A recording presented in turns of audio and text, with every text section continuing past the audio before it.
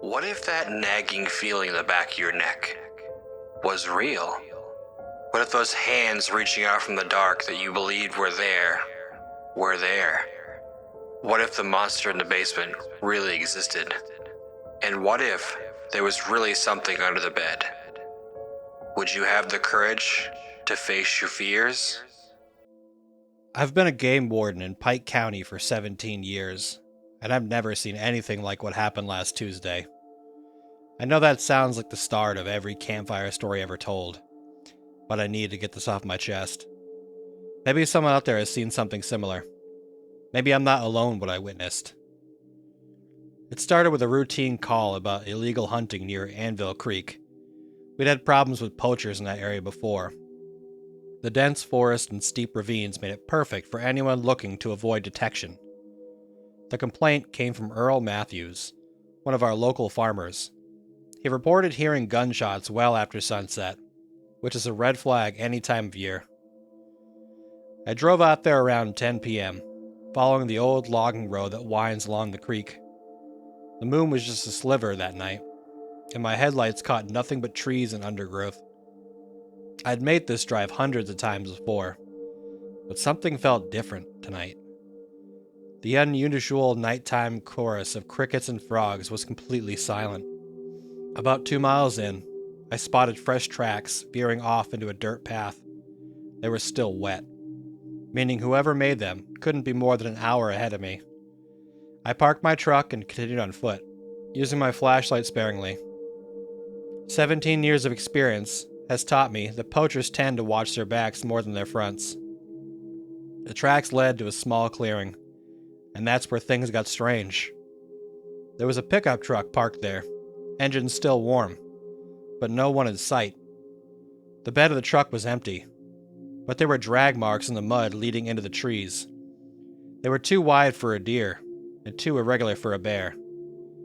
I followed the marks, keeping my hand near my sidearm. The drag trail went on for about 50 yards before ending at the base of a massive oak tree. There was no carcass, no blood, nothing. Just a pile of empty clothes. Not torn or shredded, mind you. They were laid out almost carefully, like someone had deflated while wearing them. That's when I heard it. A sound I still can't properly describe. It was like someone trying to whistle through a mouthful of gravel, coming from somewhere above me in the canopy. When I pointed my flashlight up, the beam caught something that made my blood run cold. There was a figure crouched in a branch about 30 feet up, but it wasn't human. Not entirely. The proportions were all wrong. Limbs too long, joints bent in impossible ways. Its skin looked like wet leather stretched over a frame of mismatched bones. The head was the worst part. It had too many eyes, all of them reflecting my flashlight like a cat's, but arranged in a pattern that made my brain hurt just looking at it. For a moment, we just stared at each other. Then it smiled. God help me. It smiled with what looked like human teeth, perfectly straight and white. I'd like to say I stood my ground, that I followed procedure, but that would be a lie. I ran. I ran faster than I've ever ran in my life, back to my truck, and I didn't stop until I was 10 miles away on the main highway. I called in backup, of course. We went back at dawn with a full team. The pickup truck was still there, registered to a local man named Steve Grayson. He was reported missing by his wife the next day. We found no other traces, no blood, no signs of struggle. Nothing but those empty clothes at the base of the oak tree. I've been back to that clearing every day since then, looking for something, answers maybe, or evidence that I imagined the whole thing. But every time I go, I find fresh drag marks leading to different trees, and sometimes, just as the sun is setting, I hear that gravelly whistle echoing through the forest. The thing is, I don't think it's hunting anymore. I think it's waiting. Every day, the drag marks get a little closer to the logging road, a little closer to town. I have to go back out there tonight. I know it's stupid, but I have to know what this thing is. If I don't post an update tomorrow, well, check the trees. I shouldn't have gone back out there alone. I know that now. But there's something else you need to know. Something I discovered in the county archives that changed everything. After my last post, I spent the morning digging through missing persons reports from the past 50 years. Pike County isn't that big, but we've had more disappearances than we should. Way more. Most of them are written off as hunting accidents or runaways. But there's a pattern I can't ignore anymore. Every 7 years, like clockwork, we lose 3 people over the course of a month. Always in the same area around Anvil Creek. Always in early autumn. The clothes are usually found, but never the bodies. The most recent cluster was in 2017. Which means, God, I'm an idiot. This isn't the beginning of something. It's the middle. I went back out to the clearing last night, armed with this new information and a better camera. The drag marks I mentioned before, they weren't getting closer to town. They were forming a pattern. When I mapped them all out, they made a spiral, centered on that first oak tree where I saw the creature. I set up a blind about 100 yards from the spiral's center and waited. Around midnight, I started hearing that whistling sound again. This time it was different. It was coming from multiple directions, like a conversation. I got it all on my audio recorder, but when I played it back later, it sounded like corrupted static. That's when I noticed the temperature dropping. It was a warm night, mid-60s, but suddenly I could see my breath, and the air felt thick, like trying to breathe underwater. My flashlight started flickering, and through the stuttering beam, I saw them. There were 3 of them. 3 creatures, identical to the one I'd seen before, moving through the trees like liquid shadow.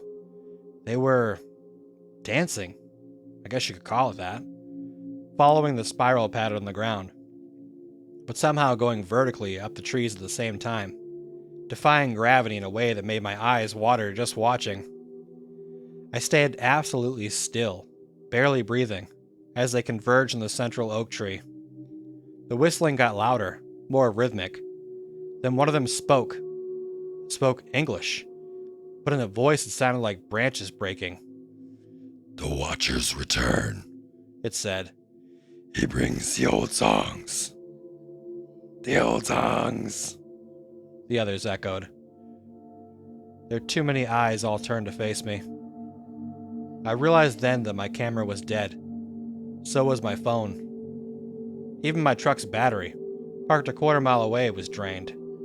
They'd known I was coming. They'd been waiting. The first one, the one I'd seen originally, crawled down the tree head first. It moved like stop-motion animation, all jerky and wrong.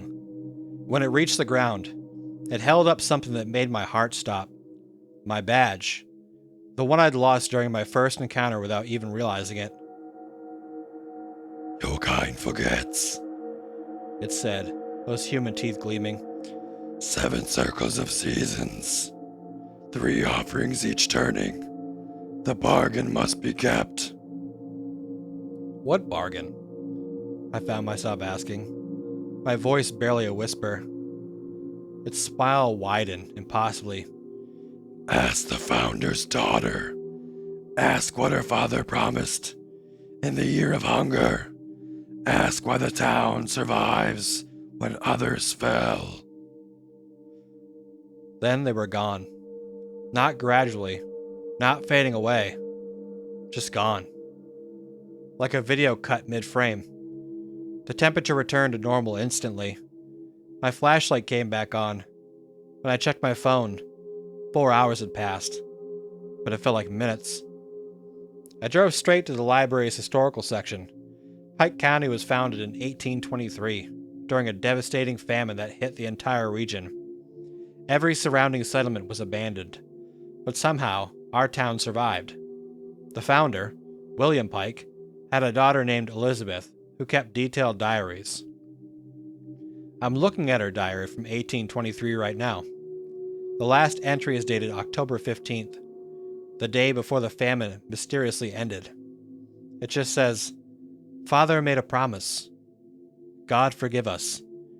They will return for their due every 7th autumn. 3 must walk the spiral path. May our children forgive us. This is bigger than just missing persons now. Something terrible was set in motion 200 years ago, and it's still happening. The spiral is almost complete. According to the pattern, they needed 1 more person. And my badge isn't the only thing I lost that first night. I just found their mark carved into my forearm. I don't remember it happening, but it's there. A spiral with 3 eyes worked into the design. I think I know why they let me see them. I think I know why they gave me this information. I'm meant to be the 3rd offering. Update. I'm heading to the Historical Society building tonight. There's a sealed letter from William Pike himself, meant to be opened when the bargain comes due. After 2 centuries, I think that time is now. I broke into the Historical Society building last night. I know how that sounds, but I didn't have a choice. The curator had already left when I found out about the letter, and we're running out of time. The spiral on my arm is getting darker, and I swear it's growing. The letter was exactly where Elizabeth's diary said it would be, behind a brick in the original fireplace, sealed with wax and wrapped in oilcloth. The paper inside was brittle, but the ink was still perfectly legible. I've typed out William Pike's words below, word for word. October 15th, 1823. To the ones who read this in time of need. If you have found this letter, then you have seen them, and you bear their mark. You know of the bargain, but not its true nature. I write this confession so that when the time comes, someone might understand enough to end what I began. They are not creatures of our world. The local tribes knew of them long before we settled here. They called them the hunger that walks. They sleep for 7 years between feedings, and they must take 3 lives to maintain their slumber. If denied, they wake fully, and their true hunger is unleashed. During the Great Famine, I followed my horse after it fled into Anvil Creek woods. I found it dead, arranged in that damned spiral pattern. They appeared to me then, offering salvation. They would spare our settlement, ensure our crops would never fail, and protect us from all natural disasters. In exchange, they required their tributes, and a keeper of their bargain. That keeper bears their mark, a living spiral that grows as their awakening nears. The keeper must either secure their tribute or become it themselves. I was the first keeper. My daughter Elizabeth became the second. Through the generations, the mark has passed from keeper to keeper, ensuring the bargain stays true. But I discovered something in my research after making the deal. The spiral is not just their mark, it is their prison. The pattern of disappearances, the arranged clothes, the spiral paths. They are creating the binding that keeps them tethered to their slumber. Each sacrifice strengthens their prison, but also their connection to our world. There is a way to break the cycle, but the price is unthinkable. The keeper can destroy the binding, but only by entering the spiral on their own free will, wearing the marks of all the previous keepers. This will break their connection to our world permanently, but they will take the keeper with them. I was too much of a coward to do it myself. I passed the burden to my daughter, and she to another. For 2 centuries we had fed their hunger to save ourselves. If you're reading this, you are now the keeper. The choice I was too weak to make now falls to you. May God forgive us all. William Pike. After reading the letter, I went through the Historical Society's records. Every keeper has been someone in a position of authority.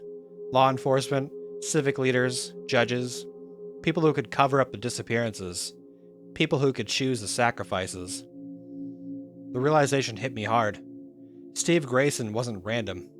Neither was the second victim they took 3 days ago, a drifter passing through town. They were chosen by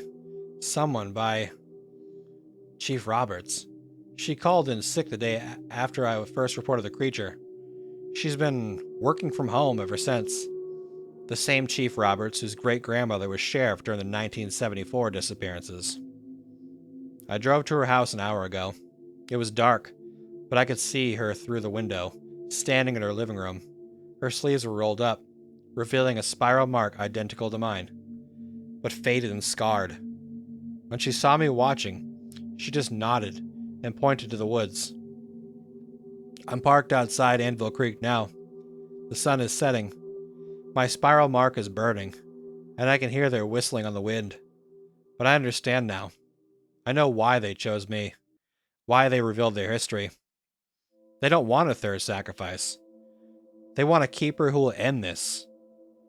I'm going to the spiral tree tonight. I've copied down the keeper's marks from the letter. 7 generations of symbols that I'll wear into those woods. 200 years of debt paid in blood. If I don't post again tomorrow, don't come looking. But please, make sure everyone knows what really happened here. Make sure they know the bargain is ended. And if you live in Pike County, maybe consider moving. Soon. Final update. The whistling has stopped. They're waiting for me. This will be my last post for a while. Wish me luck. I'm typing this from inside the spiral. My phone is almost dead, but I have to share what's happening. Future generations need to know the price of breaking a bargain with creatures older than time. It didn't go as planned. Of course it didn't. I arrived at the spiral tree at midnight, my arm covered in the copied keeper marks. Chief Roberts was already there, standing at the edge of the spiral pattern. She looked wrong. Her skin was stretched too tight over her bones, and her eyes reflected light like theirs. "They picked well this time," she said, her voice distorting like bad radio reception. "Most keepers choose the sacrifice. You chose the ending." She held out her arm, and I watched in horror as her spiral mark seemed to crawl off her skin like a moving thing. It moved across the ground between us and merged with mine. The pain was awful. Every keeper's memory, every choice they made, every sacrifice they witnessed, 200 years of guilt and fear poured into my mind. I saw Elizabeth Pike choosing her first tribute. I saw Chief Roberts' great-grandmother selecting vagrants and drifters that wouldn't be missed. I saw every keeper struggling with their duty, each one too afraid to end it, each one passing the burden to the next.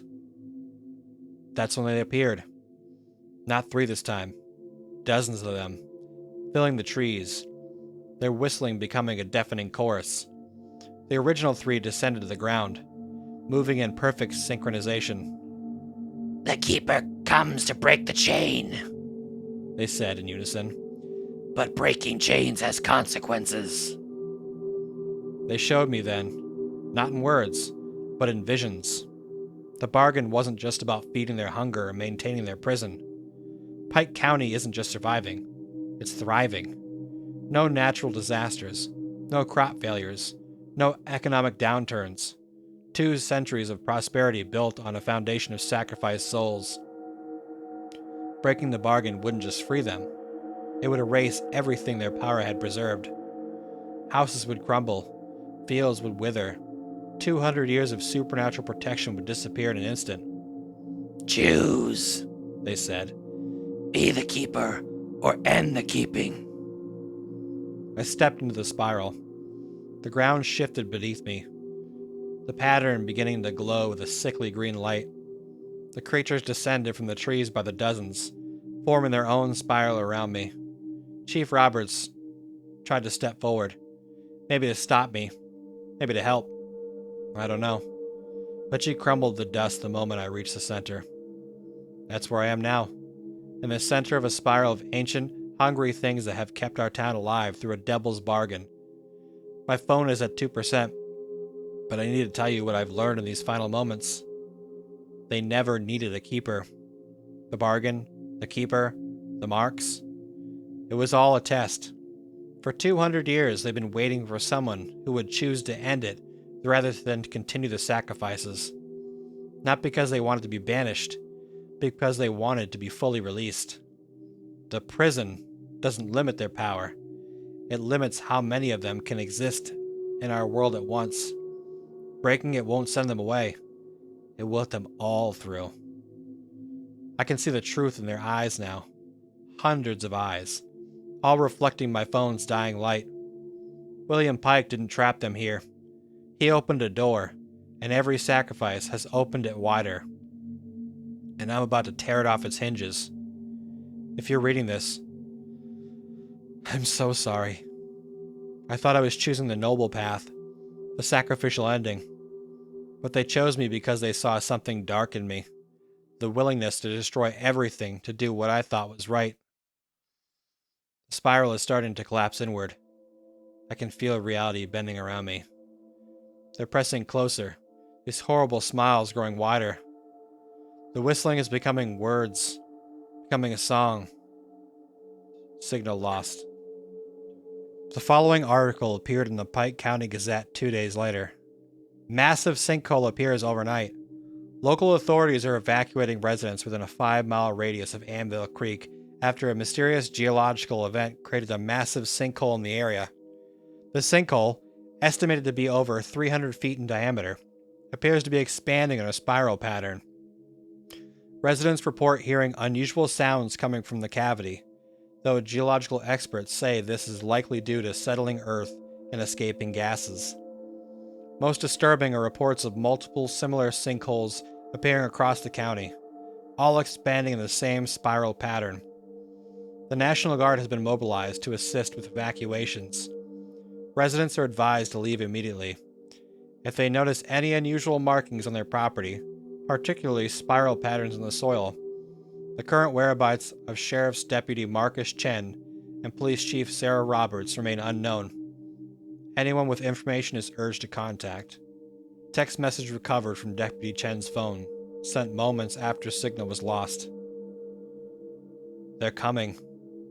The door isn't just open, it's gone. And they're so hungry after all these years of eating just 3 at a time. But don't worry, they still honor their bargains. They promised me I could watch. Well, I hope you enjoyed that story. Come back next time for some more scary stories, and as always, remember to face your fears.